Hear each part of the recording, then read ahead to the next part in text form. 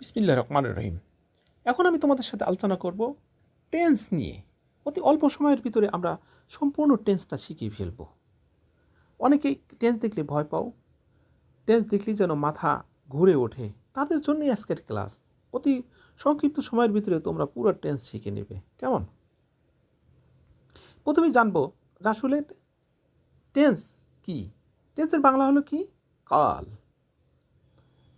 অর্থাৎ সময়, অর্থাৎ ক্রিয়া সম্পন্ন হওয়ার যে সময় সেটি হলো কি? টেন্স। কেমন? কি? টেন্স। এটা হলো ক্রিয়া সম্পন্ন হওয়ার সময়। এখন এই ক্রিয়া আবার বিভিন্নভাবে সংগঠিত হয়: বর্তমানকাল, অতীতকাল, ভবিষ্যৎকাল, অর্থাৎ প্রেজেন্ট, পাস্ট, ফিউচার। কেমন? এখন আমরা প্রথমেই জানবো যে প্রেজেন্ট, বর্তমানে কোনো কাজ হয় বা হচ্ছে বোঝাতে সেটা কি? প্রেজেন্ট টেন্স বলে। প্রেজেন্ট টেন্স আবার 4 প্রকার। সেক্ষেত্রে দেখো, প্রেজেন্ট ইনডিফিনিট টেন্স।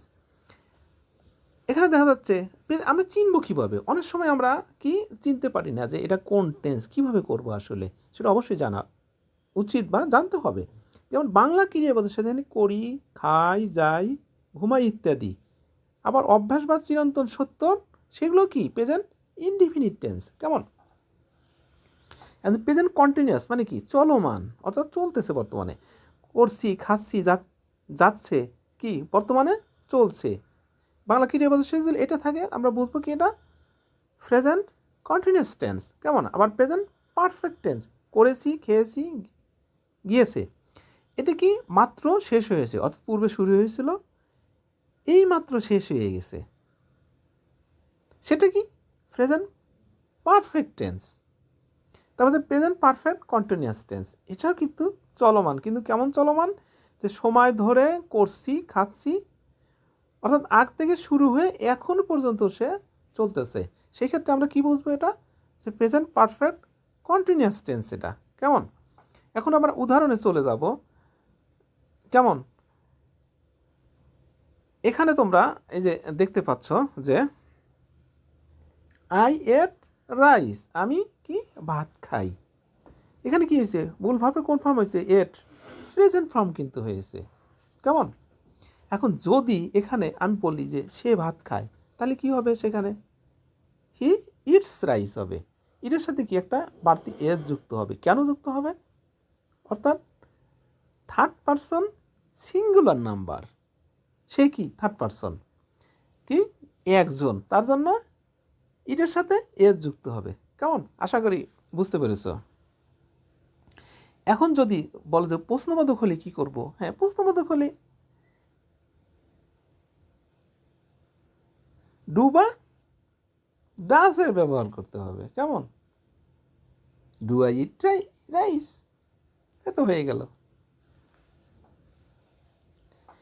এরপরে আসছি আমি যে পরেরটা, যে আই অ্যাম ইটিং রাইস, যেহেতু কন্টিনিউয়াস চলমান আছে, তাই আমি ভাত খাচ্ছি। এই দেখে বাংলা ক্রিয়া আছে, এখানে আছে খাচ্ছি আছে, এখানে আছে খাই আছে, দেখতে পাচ্ছ। তাহলে এখানে তাহলে বুঝতে পারছি কন্টিনিউয়াস টেন্স এটা। তারপর হচ্ছে প্রথম যেটা দেখলাম এটা হলো কি? আমি ভাত খাই, এটা প্রেজেন্ট ইনডিফিনিট টেন্স, আমরা কিন্তু বুঝে ফেলছি। কেমন? যেমন আই অ্যাম ইটিং রাইস, আমি ভাত খাচ্ছি। এখন এটা সাহায্যকারী ভার্ব এম ইজ আর, সাধারণত এটা একটু মনে রাখতে হবে। কেমন? না রাখলে কেমন করে হবে? মনে রাখতেই হবে। যদি এখানে প্রশ্নবোধক হয় তাহলে কি হবে? সাহায্যকারী ভার্বটা আগে চলে আসবে। কেমন? Am I eating rice. যদি প্রশ্নবোধক না বোধক হয় তাহলে কী হবে? এম আই নট, অর্থাৎ আমরা আগে আসবে, তারপরে সাবজেক্ট, তারপরে কি? নট ব্যবহার করলে হয়ে যাবে। আমি কি ভাত খাচ্ছি না? কেমন? এরপরে আসছি আমি, যেমন আমি ভাত খেয়েছি। দেখো এই যে ক্রিয়াপদের সাথে খেয়েছি চলে আসছে, তাহলে আমরা বুঝতে পারছি এটা কি? Present perfect tense. তারপরে প্রেজেন্ট পারফেক্ট সাহায্যকারী ভার্ব কি? হ্যাভ বা হ্যাজ। তাহলে এখানে আমরা জানি যে প্রেজেন্ট পারফেক্ট টেন্সের ক্ষেত্রে কি হয়? মূল ভার্বের পার্টিসিপল ফর্ম হয়, এই জন্য ইটেন হয়েছে। কেমন? তাহলে আই হ্যাভ ইটেন রাইস। কেমন? ওই পূর্বের মতো একইভাবে কিন্তু আবার প্রশ্নবোধক হলে যেভাবে বসবে, আবার নাবোধক হলে একইভাবে বসবে। এই যে এখানে একটা জিনিস বলতে ভুলে গেছি আমি, যেমন সকল কন্টিনিউয়াসের ক্ষেত্রেই কিন্তু কী হয়, মূল ভার্বের সাথে আইএনজি যুক্ত হয়, কিন্তু এটা মাথায় মনে রাখতে হবে। আর পারফেক্ট হলেই কী হবে, সেটা মূল ভার্বের পাস্ট পার্টিসিপল ফর্ম হয়ে যায়। যেমন এখানে দেখো এখানে যে পরেরটা, যে আমি 10 মিনিট ধরে খাচ্ছি, 10 মিনিট ধরে খাচ্ছি একটানা, তাই না? সেক্ষেত্রে I have been eaten for 10 minutes, 10 minute ধরে খেতে আসছে, সেক্ষেত্রে কি হলো, ফর ব্যবহার হয়েছে কিন্তু। আর যদি জানুয়ারি থেকে খাইতে আসছে, কত 7 দিন আগে থেকে আসছে, কী হবে,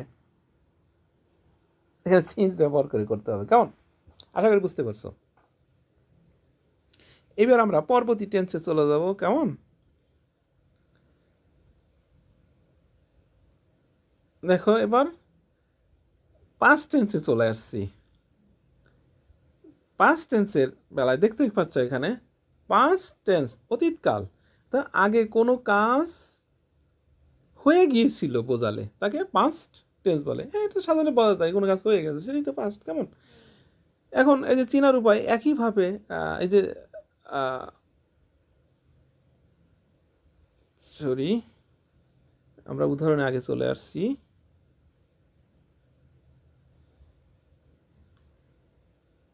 হ্যাঁ হ্যাঁ, এবার আমরা দেখব যে চেনার উপায়। পাস্ট টেন্সে কী আছে, past indefinite tense. Past indefinite tense সেটা যে বাংলা ক্রিয়া পদের সাথে কী থাকবে, যে করলাম, গেলাম, গেল, অর্থাৎ লামলা ল লেন, এভাবে তোমরা মনে রাখতে পারো। অর্থাৎ অতীতের সাধারণ কাজ, কাজটা কি অতীতের সাধারণ কাজ হবে। আর বাংলা ক্রিয়া পদের সাথে লামলা ল লেন বা করলাম, গেলাম, গেল ইত্যাদি থাকলে আমরা বুঝে নেব যে পাস্ট ইনডিফিনিট টেন্স। কেমন, এবার পাস্ট কন্টিনিউয়াস টেন্স। আমরা জানি কন্টিনিউয়াস মানে কি, চলমান। এই যে করছিলাম, খাচ্ছিলাম, যাচ্ছিলাম, এই যে অতীতে কোনো কাজ চলছিল। কেমন, তাহলে আমরা এটা বুঝে নেব কি, পাস্ট কন্টিনিউয়াস টেন্স। এবার পাস্ট পারফেক্ট, আমরা জানি পারফেক্ট, করেছিল, খেয়েছিল, অতীতের দুইটি কাজের মধ্যে আগেটি, অর্থাৎ দুইটিতে পাস্ট পারফেক্টে কি, অতীতে দুইটি কাজ থাকবে, যেটা আগে হবে সেটা কি হবে, পারফেক্ট হবে, আর পরেরটা প্রেজেন্ট হবে, প্রেজেন্ট ইনডিফিনিট। কেমন, আশা করি বুঝতে পেরেছো। এবার পাস্ট পারফেক্ট কন্টিনিউয়াস টেন্স, অর্থাৎ অতীতকালে সময় ধরে চলছিল, সময় ধরে চলতেছিল, সেটা হলে কি, past perfect continuous tense. Continuous মানে চলমান, সেটা জানি আমরা। কেমন, এবার আমরা একটু উদাহরণে চলে যাই। দেখো উদাহরণে এখানে দেখতে পাচ্ছ যে উদাহরণ, আমি ভাত খেয়েছিলাম, এই যে খেয়েছিলাম, দেখো তাহলে আমরা চিনতে পেলাম কিন্তু এটা পাস্ট ইনডিফিনিট টেন্স। কেমন, তাহলে আই এট রাইস, এখানে কি মূল ভার্বের কোন ফর্ম হয়েছে, এট পাস্ট ফর্ম হয়েছে। অর্থাৎ পাস্ট ইনডিফিনিট টেন্সের ক্ষেত্রে মূল ভার্বের কোন ফর্ম হয়, পাস্ট ফর্ম হয়। এবং এখানে একইভাবে যদি প্রশ্নবোধক হয় তাহলে কি হবে, এখানে আগে আমরা কি ডু বসাইছিলাম, ডু পাস্ট ফর্ম কি, ডিড, তাহলে ডিডটা আগে ছিল ডিড আই এট রাইস। আশা করি বুঝতে পেরেছ। নটের ব্যবহার একইভাবে দিবা, নাবোধক প্রশ্নবোধক হলে একইভাবে আগে যে বলেছি ওইভাবে হবে। কেমন, আমি ভাত খাচ্ছিলাম। কেমন, এই যে খাচ্ছিলাম, এই যে বুঝতে পারছি কিন্তু খাচ্ছিলাম কোন টেন্স, পাস্ট কন্টিনিউয়াস টেন্স, খাচ্ছিলাম চলতেছে। তাহলে আই ওয়াজ ইটিং রাইস, এটা সাহায্যের ভার্ব কি, ওয়াজ বা ওয়ার। কেমন, কন্টিনিউয়াস হলেই আইএনজি যুক্ত হয়েছে। আর যদি প্রশ্নবোধক হলে সাবজেক্টের আগে কি বসে, সাবজেক্টের ভার্বগুলো চলে আসে, ওয়াজ, ওয়ার। আর হলে কি হয়, যদি নাবাদক হয় তাহলে ওয়াজ আই নট, এভাবে ব্যবহার হবে। আশা করি বুঝতে পেরেছ। এইবার দেখতে পাচ্ছ পরবর্তী উদাহরণ, সে আসার আগেই আমি খেয়েছিলাম, ডাক্তার আসিবার আগেই রুগী মারা গেল, এরকম আর কি। I had been before he came, সাহায্য হ্যাড বিন বা হ্যাজ বিন ব্যবহার করা হয়। অর্থাৎ সে কী করছিল, সে আসার আগেই খেয়েছিলাম, আমি খেয়েছিলাম। তাহলে এই খেয়েছিলাম বলতে আমি স্পষ্ট কিন্তু বুঝতে পারলাম যে কোন টেন্স, এটা পাস্ট পারফেক্ট টেন্স। কেমন, তাহলে সাহায্যকারী ভার্ব কোনটা, এই যে হ্যাড। আর পারফেক্ট হলে কী হবে, মূল ভার্বের এই যে কী আছে, যে ইটেন আছে, পাস্ট ফর্ম হবে। একই রকম, কিন্তু একটু মাথার ভিতর রাখলেই কিন্তু হয়ে যাবে। প্রায় অনেক জিনিসই সেম সেম। বারবার আমি একই কথা বারবার বলছি যে যেন মনে থাকে ভালো ভালো। এই যে আমি 10 মিনিট ধরে খাচ্ছিলাম, এই যে ধরিয়া 10 মিনিট ধরে খাচ্ছিল, তাহলে এই যে সাহায্যকারী ভার্ব কী হবে? হ্যাড বিন বা হ্যাজ বিন। ওই যে নট নামবোধক বা প্রশ্নবোধক থাকলে একইভাবেই পরিবর্তন হবে। সেক্ষেত্রে এই দেখতে পাচ্ছ এখানে কি ফর টেন্স, দরিয়া যাবত দরিয়া থাকলে কি ফর হয়, আর যদি নির্দিষ্ট দিন থেকে ই চলে আসে তখন সিন্স ব্যবহার করে এগুলো করতে হয়। কেমন? আশা করি তোমরা বুঝতে পেরেছ। এখন পরবর্তী অংশে আমরা চলে যাচ্ছি, লাস্টেরটা বুঝবো আমরা এইভাবে, ফিউচার টেন্স। এবার দেখো তাহলে ফিউচার টেন্স ভবিষ্যৎকাল, আমরা জানি ভবিষ্যতে কোনো কাজ হবে বোঝালে সেটা ফিউচার টেন্স, এটা না জানার কিছু নাই। কেমন? এখন আমরা জানবো ফিউচার ইনডিফিনিট টেন্স। দেখো চেনার উপাদানি, এই যে কী হয়েছে, করব, খাবো, যাবো বা ভবিষ্যতে হবে। আমি সহজে বলছি যেটা হলো বেবা বাবেন, এ সহজে মনে রাখবে এইভাবে, বেবা বাবেন। বাংলা ক্রিয়াপদের সাথে থাকলে এটা কী হবে? Future indefinite tense. তারপর হচ্ছে ফিউচার কন্টিনিউয়াস টেন্স, চলমান আর চলমান, এই যে করতে থাকবে, খেলতে থাকবে, যাইতে থাকবে, চলে থাকবে। হ্যাঁ, কেমন দেখতে পারছো?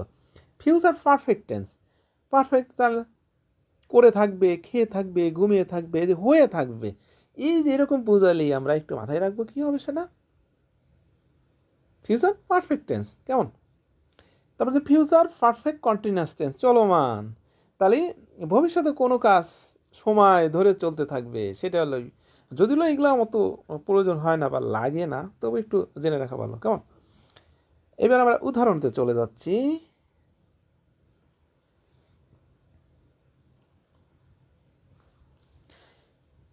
দেখো এবার যে আমি ভাত খাবো, আই উইল ইট রাইস।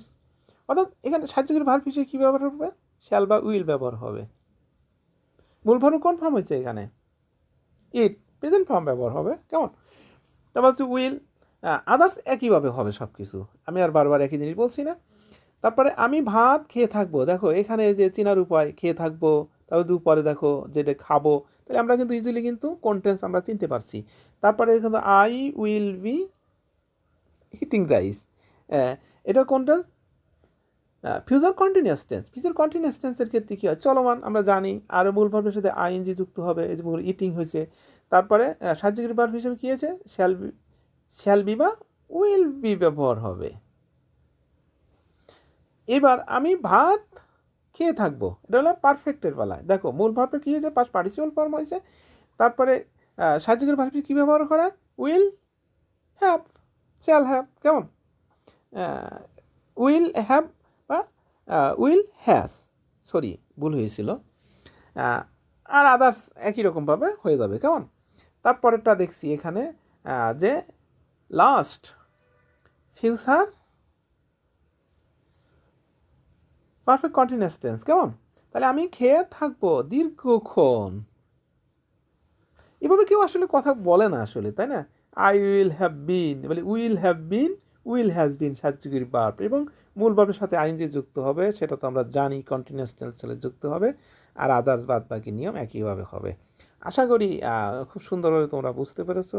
আমি চেষ্টা করেছি যে অল্প সময়ের ভিতরে তোমাদেরকে বোঝানোর জন্য, মোটামুটি একবারে মাথার ভিতরে দেওয়ার জন্য।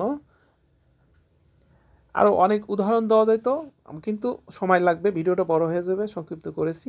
যদি ভালো লাগে সাবস্ক্রাইব করবে, মন্তব্য করবে, আর কীরকম ভিডিও প্রয়োজন বলবে। সবাই ভালো থাকো, খোদা হাফেজ।